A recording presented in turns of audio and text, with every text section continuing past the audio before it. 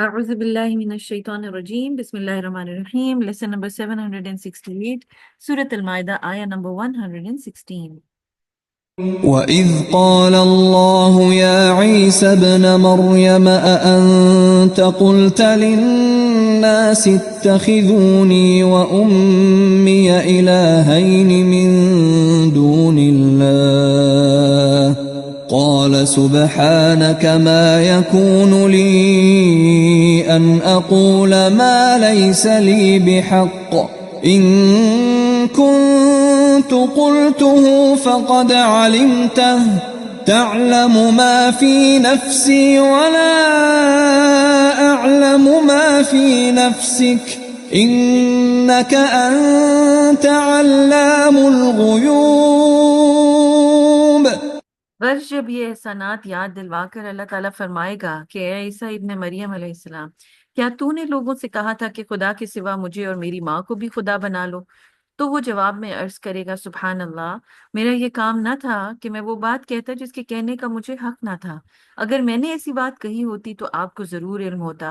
آپ جانتے ہیں جو کچھ میرے دل میں ہے، اور میں نہیں جانتا جو کچھ آپ کے دل میں ہے۔ آپ تو ساری پوشیدہ حقیقتوں کے عالم ہیں۔ اب یہاں پر قیامت کے وقت کا ایک منظر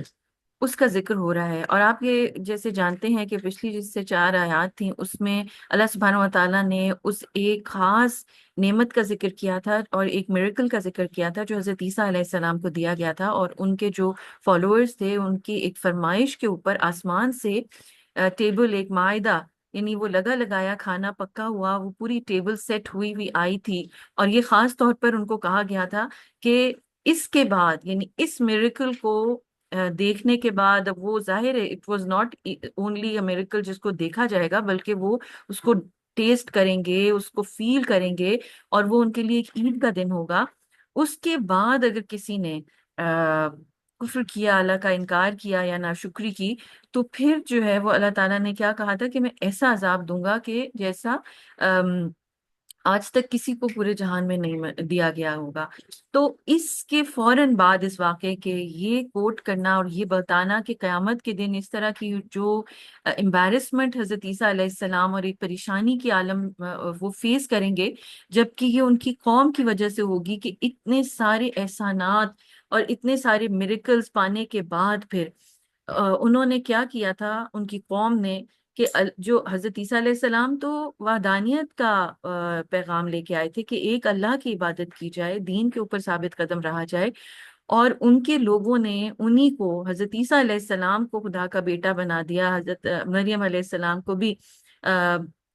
ٹرینٹی کا جو ان کا تصور ہے کہ 3 میں سے ایک الہ،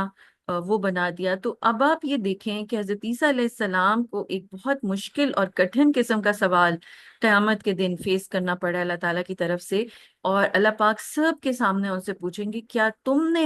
لوگوں سے کہا تھا کہ اللہ کو چھوڑ کے مجھے اور میری ماں کو اللہ بنا لو، خدا بنا لو اور عبادت کرو؟ تو دیکھیے کہ کتنی بڑی امبیرسمنٹ ہے ایک قوم کی طرف سے اس کے نبی کے لیے۔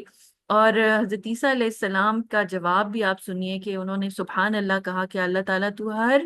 فلا سے، ہر کمی سے پاک ہے، اور ہرگز یہ میرا کام نہ تھا کہ میں ایسی بات کہتا کہ جو میرا کہنے کا حق نہیں تھا، کہ جو کہ بالکل مجھے سوٹ نہیں کرتی، مجھے تو نے کسی اور مقصد کے اور مشن کے تحت بھیجا تھا، میں ایسی بات کیسے کہہ سکتا تھا؟ اور اگر میں نے ایسی بات کہی بھی ہوتی تو آپ کو تو اس کا علم ہوتا،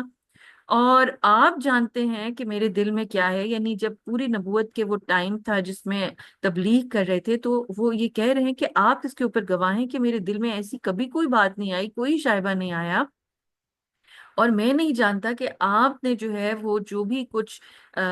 کیا یا جو کچھ بھی ہوا، تو مطلب آپ کے پیچھے اس کی پلاننگ کیا تھی، مقصد کیا تھا، دل میں کیا تھا۔ اللہ سبحانہ و تعالیٰ تو غیب کا علم جانتے ہیں، اور اس چیز کا حضرت عیسیٰ علیہ السلام اقرار کر رہے ہیں، اور یہ بات جو ہے وہ ان کو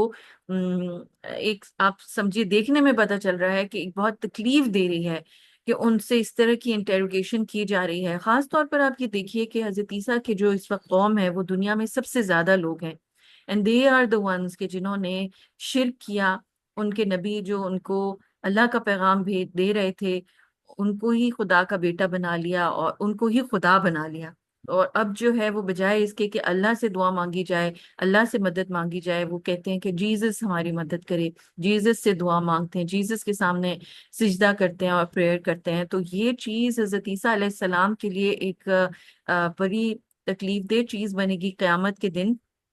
اور اس سے ہمیں یہ لیسن ملتا ہے کہ ہم کوئی ایسا عمل نہ کریں کہ جس کی وجہ سے ہمارے نبی صلی اللہ علیہ وسلم کو